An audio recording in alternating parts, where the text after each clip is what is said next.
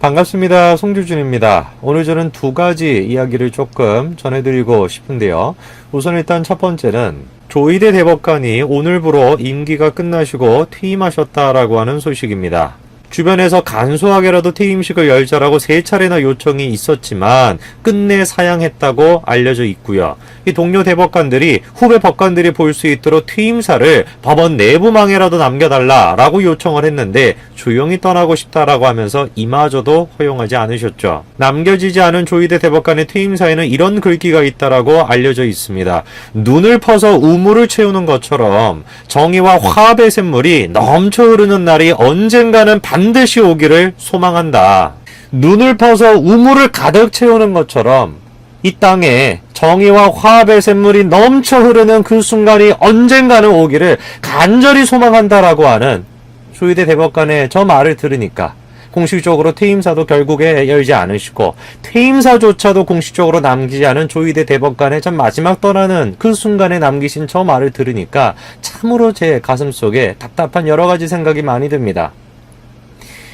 이 땅에 법치가 무너지는 걸 두 눈으로 목격하시면서 이 법치라고 하는 것이 고고하게 냉혈하게 냉철한 눈을 가지고 정의를 위해 가지고 싸우는 것이 아니라 군중에 의해서 다수에 의해서 그리고 심지어 그 군중과 다수가 광장에만 모여있는 것이 아니라 법원 내로까지 들어와 가지고 폭력을 휘두르고 있는 그 모습을 끊임없이 지켜보면서 소수의견으로서 끝까지 정의를 위해 가지고 외쳤지만 결국에는 지킬 수 없었던 그 정의의 가치를 눈을 파가지고 우물을 가득 채우는 것 같이 그 힘들었던 그 시기를 정말로 이 땅에 정의의 순간이 넘쳐흐를 수 있는 그 순간이 올까?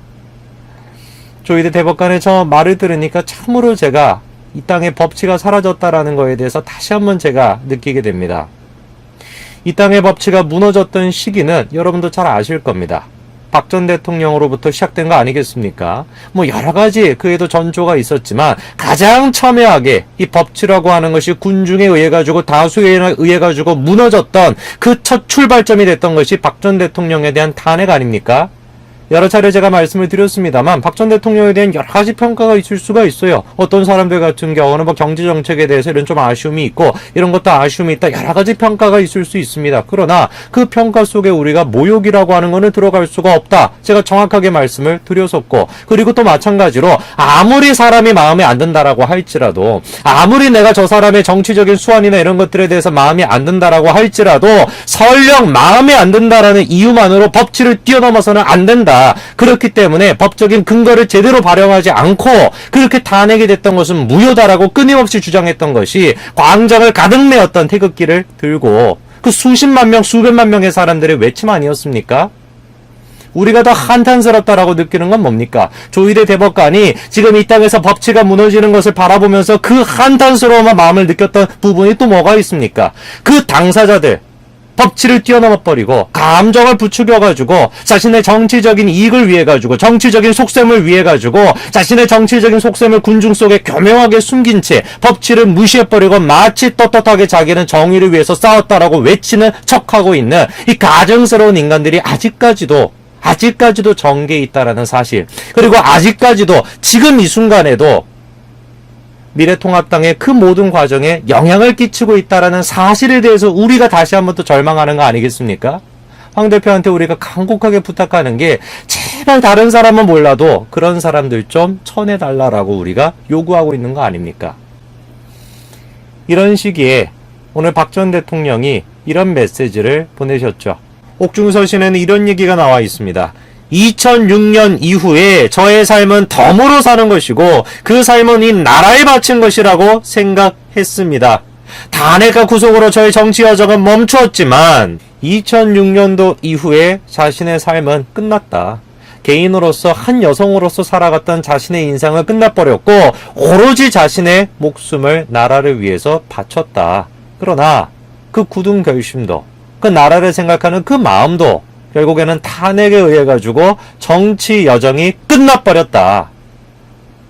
일평생 국가를 위해서 일평생 정치인으로서 살아왔던 우리가 여러 정치인들이 있지만 다른 것들을 다 제쳐놓고 자신의 모든 것들을 다 버리고 정치에 한 몸 다 썼다라고 인정할 수 있는 사람이 박 전 대통령 말고 누가 있습니까?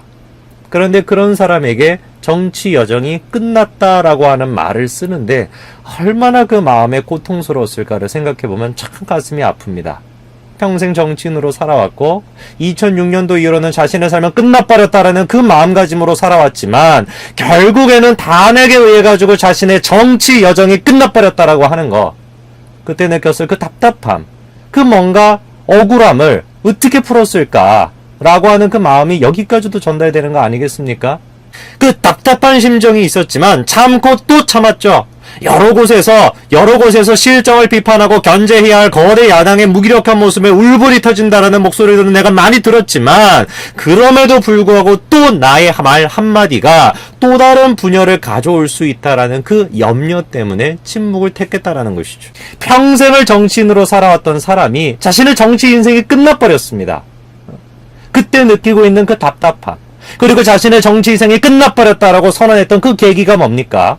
몇몇 나쁜 사람들에 의해 가지고 주도적으로 이루어졌던 그 탄핵, 한 푼도 받은 것이 없지만 뇌물이라고 해가지고 이어졌던 탄핵, 한 푼도 받은 것이 없지만 경제 공동체라고 하는 말도 안 되는 논리를 통해 가지고 이루어졌던 그 탄핵, 그 탄핵을 주도했던 인간들은 아직까지도 정의를 위해서 싸웠다라고 착각하는 사람들이 있죠. 얼마나 답답하겠습니까, 자신의 마음이. 평생을 정치를 위해 가지고 싸워왔는데 그 말도 안 되는 짓거리들에 의해 가지고, 군중에 의해 가지고 법은 장악돼 버리고, 군중에 의해 가지고 법치가 무너져 버리고, 그 법치가 무너진 거에 결정적인 희생자가 됐다라는 그 답답한 마음을 표현할 수가 없었다라는 겁니다. 왜? 이유는 간단한 것이죠. 혹시 내 말 한마디 때문에 또 다른 분열이 일어날까봐.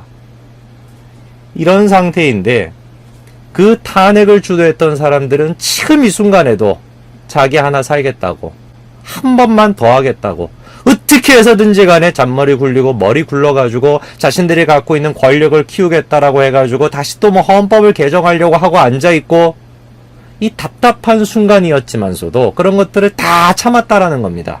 또 다른 분열을 낼까 염려스러워서. 박 전 대통령의 마지막 메시지는 뭡니까? 이겁니다. 매우 어려운 상황이다. 서로 간에 차이가 있을 수 있고 메우기 힘든 간극도 있겠지만 더 나은 나라를 위해 가지고 거대 야당을 중심으로 태극기를 들었던 여러분 모두가 하나로 힘을 합쳐주실 것을 호소드립니다. 분열하지 말고 역사와 국민 앞에서 하나된 모습을 보여주시기를 바랍니다. 여러분의 애국심이 나라를 다시 일으켜 세울 수 있습니다. 저도 하나가 된 여러분들과 함께 하겠습니다. 박 전 대통령에 대한 여러 가지 평가가 있죠. 여러 가지 평가가 있습니다. 그리고 그 중에는 자기는 그 평가를 자유롭게 할 수 있다 라고 하는 그 자유의 가치에 입각해서 마구잡이로 막말을 쏟아내는 사람들도 있습니다. 그러나 그 사람들이 착각하고 있는 것이 뭡니까? 자유는 자유로서 존재하는 것이 아니에요. 자유만 있다라고 한다면 그거는 방종이죠. 자유라고 하는 것은 뭐가 같이 있어야지만 진정한 자유가 될 수가 있는 겁니까? 법치가 있어야지만 진정한 자유가 될 수가 있는 것입니다. 그러나 박 전 대통령에 대한 탄핵은 절대적으로, 전적으로 법치가 무너진 결과였던 것이죠. 그렇기 때문에 아무리 우리가 박 전 대통령에 대해서 여러 가지 평가가 있다라고 해도, 아무리 그렇다라고 해도 적어도 우리가 자유와 법치의 가치를 중시하는 사람이라고 한다면, 즉 한마디로 해서 보수 우파라고 한다면은 결코 우리는 박 전 대통령에 대한 탄핵을 인정할 수가 없다. 이 말은 할 수 있어야 되는 거 아니겠습니까? 그럼에도 불구하고 저는 정말 저 글귀를 보면서 가슴이 참 아픕니다. 여러분 한번 상상을 해보십시오. 한번 상상을 해보세요. 가족도 없어요. 가족도 없고 호렬단신으로 이 나라를 위해 가지고 평생을 살아왔는데 그 평생의 결과가 정치인들의 이권 전쟁에 의해서 자기 조금만 더 권한을 높이겠다, 조금만 더 욕심을 부리겠다라고 하는 그 욕심에 의해 가지고, 몇몇 사람들에 의해서 주도가 됐던 그 욕심에 의해 가지고 법치가 무너져 버렸고, 그래서 평생 동안 자기가 살아왔던 그 순간이 한순간에 물거품이 됐습니다. 그 답답한 심정을 가지고서도, 그리고 자기는 피해자인데 그 가해자들이 아직까지도 영향력을 뻗치고 있고 아직까지도 미래통합당 속에서 영향력을 뻗치고 있는 이 순간에도 이 순간조차도 피해자로서 얘기하고 있는 게 뭡니까? 통합을 해달라는 거예요. 저 가해자들이 날뛰고 있는 것을 알고 있지만 그럼에도 불구하고 통합을 해달라는 겁니다. 왜? 분열을 막기 위해서. 자기 한 몸이 아무리 자기가 피해를 입었고 아무리 억울하다라고 할지라도 자신의 개인적인 그거를 뒤로 제쳐놓고 애국을 위해 가지고 통합을 해달라라고 하는 박 전 대통령의 저 호소를 듣고 있으니 미래통합당 내에서 설치고 있는 그 인간들이 어떤 생각을 할지, 양심의 가책이 조금이라도 있다면 오늘 박 전 대통령의 저 옥중서신을 보고 무슨 생각을 할지, 그리고 지금 이 순간에도 박 전 대통령의 이름을 팔아가지고 정치적인 그 자신의 이익을 추구하려고 하는 인간들이 오늘 저 박 전 대통령의 저 메시지를 듣고 무슨 말을 할지 저는 두 눈 부릅뜨고 지켜보겠습니다. 오늘까지 말씀드리겠습니다. 감사합니다.